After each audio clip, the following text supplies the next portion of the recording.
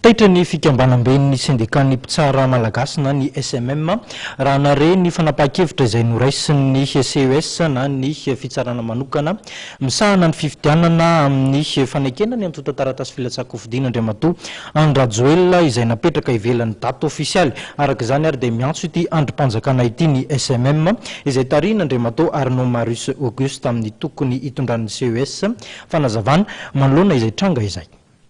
Elisabeth eto firenena eny manerana izao tontolo izao tokoa iny didy navoaka ny CES tamin'ny zoma fahatelo ny volana May 2024 iny. Raha izay mpitsara manokana zany dia anisan'ny taitra ohatra ny olona rehetrarehetra ihany koa izahay hoe inona no nahatonga an'ireny didy ireny. Maro ny réaction na tato an'ireo fitsarana na tany ivelany ihany koa na ny mpanao politika na ny candidat irotsaka ary indrindrandrindra ny vahoaka tsotra izay manerana ny Madagasikara. Mazava ho azy raha momba an'izay didiny voaka izay dia manana ny hevitra izahay na atao amin'ny SMM na mpitsara tsara avy ihany koa ary efa samy miantso anay ny famparesaka taminay avokoa.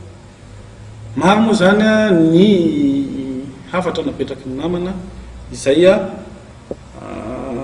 nomena anay nefa manoloana izany zavatra izany ihany koa dia manana ihany koa zahay